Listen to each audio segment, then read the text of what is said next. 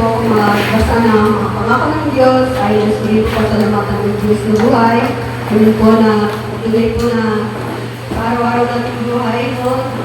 Mas mapalad na po tayo na tayo pinarito. Amen. Dahil po ang ating pamilya, no? Meron pong mga nawala, meron po, di ba? At lagi po natin pasalamatan ng Diyos sa ating hininga. Amen. Yung araw-araw ng pagkakas gabay niya, pagtagumpayan ng buhay, araw-araw, dahil po, alam naman po natin ang buhay sa labas ay hindi po madali. Talagang labanan. Matulad po ng unang panahon sa mga taga-Israelita na marami pong labanan ng kanilang pinagdadaanan. Ngayon naman po tayo, marami pong labanan sa labas. Amen. So, salamat sa Panginoon, sa araw-araw ng gabay, sa mga pamangkin ko, sa buhay ng mag-asawa, kahit pa paano, ano po talaga, tagumpay po ang bawat araw namin. Salamat sa Diyos at dilang po. Basahin ko po sa inyo, hindi na po nilid sa inyo ito, sa Hebreo, chapter 4, verse 1 hanggang 3. Alam ko kagabi, nabasa ko ni Mama Lol, ito po yung kanyang revelation, pero po dito po ako dinala ng Diyos. Dahil po siguro meron po sasabihin ng Diyos para sa atin na gusto ng Diyos na marinig po natin lahat. Amen. Nasabi niya po dito, kaya nga, habang mananatili ang pangako ng Diyos na tayo'y makakapasok sa kapahingahan, sinabi niya, mag-ingat kayo at baka mayroon sa inyong hindi makatanggap ng pangako ito. Verse 2, sa pagkatulad nila ay napakinggan din natin ang magandang balita, ngunit hindi nila pinabangan ang balitang kanilang narinig dahil hindi nila ito tinanggap ng may pananampalataya.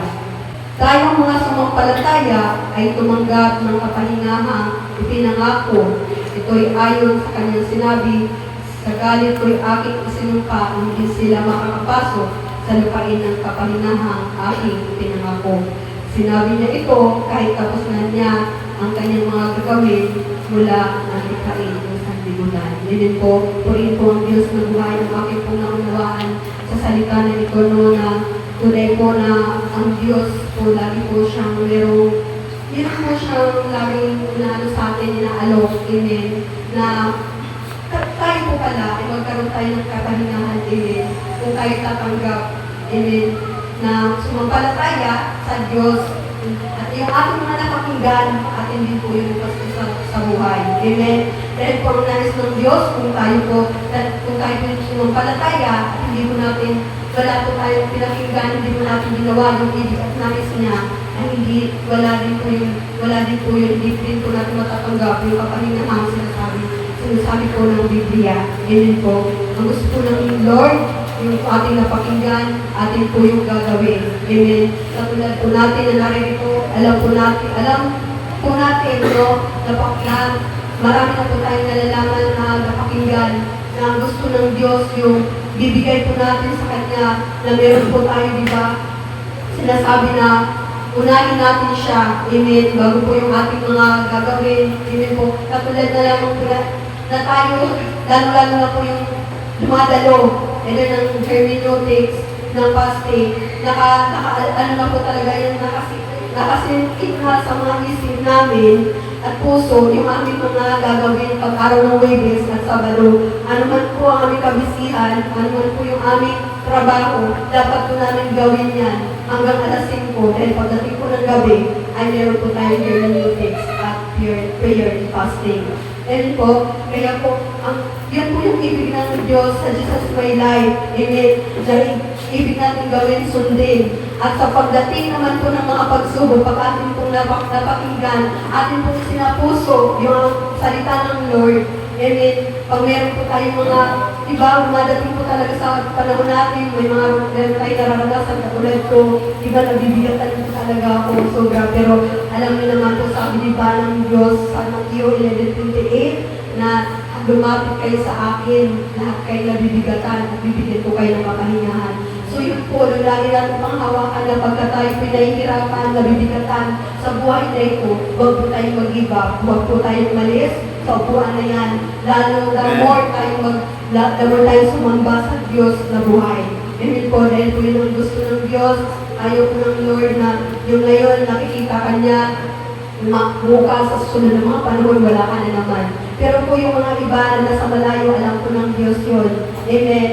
Alam po ng Lord. Pero yung mga nandito, alam naman po nila, malapit lang. Ito lang po yung church. Amen. Alam na po nila every time, every Wednesday, every Thursday, Saturday. Kami po kasi may change in fasting. Amen. Kaya alam na parang sabi ko nga natin yung kagabi, no, di ba? Na kasalanan ba yung hindi pag-attend sa gawain na sa kabila ng mga pressure, di ba? Naranasan ko rin po yan. Pero alam niyo po, pagka sa tuwing na napapagod ako, parang gamura akong tinutunan papunta sa church. Amen, kasi po, yun pala yun. Yun po yung gusto ng Diyos. Makatanggap po natin ang pangako ng kapahingahan kung gagawin po natin ang kalooban niya. Amen. Yun po ang kalooban ng Diyos. Amen. So sabihin ng kapag-ako naman sa Sister yung salita ng ganyan. Totoo po yan. Sa kabila po kami, mag-asawa, talagang sinisikap po namin na kahit po na bindang-bindang yung aming financial, kahit na po marami kami mga disipin, mga bayarin, amen. Hindi po namin naiintindi dahil kung meron po tayo na sa Diyos natin iasa. Amen. Pero habang sa Diyos tayo umasa, gumagawa din po tayo. Amen. Pero wag po natin isasantabi ang Lord sa buhay natin. Yun po yung natutunan namin mag-asawa. Kahit na ito na lang, maglugaw na lang kami, diba? Pero hindi hinayaan din sa magutom kami. Amen.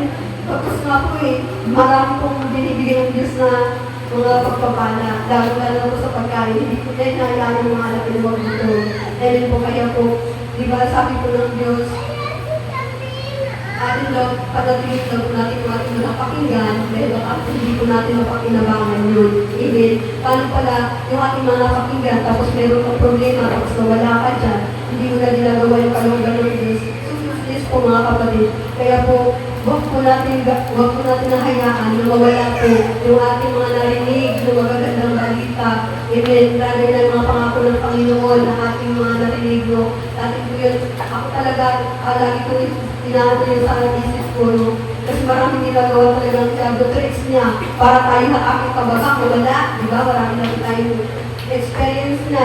Hindi yung mga nulong sa atin. Talagang hindi ko naman very personal, pero experience ko lang po ito, nakikita ko na pagka nakaranas ng mga nabibigat ng mga problema, parang nagkaroon ng panihina, di po ba? Natural po namang hina tayo, pero huwag po natin hayaan na ma-disconnect po ang ating relasyon. Dahil lalo-lalo na po yung gusto ng Diyos na gawin sa patungkol sa Kanya. Amen po. Kaya po siguro dito ako dinala ng Lord. Marami po akong inaral, marami po ako talagang binasan ng mga pangako ng Diyos. Pero po sa tumimo sa puso ko, ito po talaga. Kaya sabi ko, ito siguro talagang gusto ng Diyos na marinig natin. Kasi siguro, nakikita ng Lord, marami na po ng mga nandito na napabindang-bindang. Amen. Marami nandito na parang ano na lang come and go. Amen. Parang hindi na nila nakikitaan ng pagseryoso. Amen po ba? Ito yung mga puso, sabi pa sa akin na nalibang-bang na lang ang pag-ibig. Ayaw po ng Lord, gusto niya po yung lagi tayo mainit sa Kanya. Amen. Gusto ng Diyos na mga kapatid, lagi po natin sundin kung ano po ang Kanya. Hindi po kayo sinasaktan. Yung po yung sinasabi ng Diyos. Amen. Alam mo naman sabihin ko na, alam mo diba? Hindi po tayo ganun. Ang gusto ng Panginoon na iano po natin, i-alis po natin. Amen. Lalo na po narinig po kagabi na, diba ang Diyos natin ay siluso. Amen. Tayo mga tao siluso Amen. Ako din po meron ako script na yung siluso talaga Pero, inalis po po ng Diyos sa buhay ko. Amen. Dahil din po ba, tayo na rin sa church, amen, yung maaga dumating, sila pa yung umuwi, amen. Pero hindi ko po kayo pinipersonal. Ito po'y pinapasabi po ng Diyos talaga na atin pong isaayos dahil po yung hindi po natin natatanggap yung mga unang mensahe ng Panginoon. Amen. Gusto ng Panginoon na tayo po maayos sa Kanyang harapan. Amen. Hindi ko naman po kayo pinipersonal. Hindi ko po. Ito po ang gusto ng Diyos na Pagka tayo po, oras ng pagsamba, tayo nga po, gumigising tayo ng umaga para hindi tayo mali, lalo na sa trabaho. Hindi, kung saan man po tayo pupunta. Kasi pagdating po ng church, dadating na lang po tayo ng kalahatian ng preaching, tapos mauna pa po tayo umuwi. Ipan na, wala na po, di ba? Parang hindi, kulang po yung absorb ng mga salita. Hindi na po natin na-absorb yung pinaparating, amen, ng Diyos sa ating buhay. Kaya po ito po yung sinasabi ng Diyos na wag po natin hayaan na mawala yung pinangako niya na kapahingahan. Wag po natin yung hayaan na hindi po natin mapakinabangan. Bagkus po, atin po yun pakinabangan. Gawin po natin ang kanyang kaluluwan. Amen. Gawin ng Diyos na buhay sa kanyang mga salita talagang sa buhay na ito, hindi, bagamat mahalaga po yung trabaho, negosyo, yung maraming pera, pero mas higit na mahalaga po na meron po tayong Diyos na sa ating buhay, na ating po malalapitan. Amen. Bagamat yung tao, malapitan mo yan, pero hindi po yan pero ang Diyos po talaga, amen, higit po na mabilis malapitan. Amen. At ang Diyos po hindi ka uhusgahan. Tandaan niyo po yan. Kahit sino ka pa man po, amen, hindi ka po niya uhusgahan, pero ang tao uhusgahan ka niya. At ang tao po nagbabago ang nararamdaman. Amen. Tulad niya ba, marami po, iba naman natin ang tao na nagbabago po talaga ang nararamdaman. Ngayon, mahal ka, amen, sa sunod ng araw na kinamahal. Pero hindi ko nila naman sa akin sa ulit araw, lagi ako mahal. So, nakakawak ng kayo sa nila. Amen. Dahil alam ko, mahal siya ng Diyos, kaya napamahal niya ako. Amen. Kahit nasa kabila ng minsan, hindi nila kaya yung ano ko. Salamat sa Diyos, no? At yun, ang gusto ng Panginoon, church na ating pong sundin. Dahil po ang kapangyarihan po na pinangako ng Diyos. Amen. Bukod sa kapahingahan dito sa lupa, pagsamantala, ay meron pong pinangako ang Diyos na kapahingahan sa langit, ang buhay na walang hanggan. Purihin ang Diyos na buhay, no? So, napakapahilit. Napakabuti ng Diyos sa ating buhay. Dahil mahal po tayo ng Diyos. Kaya po pinapasabi ng Diyos yan, hindi po na tayo, okay. So, advance nga pala. Late, 6 minutes. Pala 6 minutes. Okay. So, salamat sa Panginoon. At kinawag po ang mga pangako ng Diyos na kahit ako po na-ayos po ako sa mga sinabi ng Lord dito. Then, siguro, and then, nasobrahan na ang Diyos sa inyong puso kung malapit na maligamgam. At gusto ng Diyos ay dahil mag-iinit sa Kanya. Salamat po sa Diyos. Hindi ko po na po kayo sa buwan ng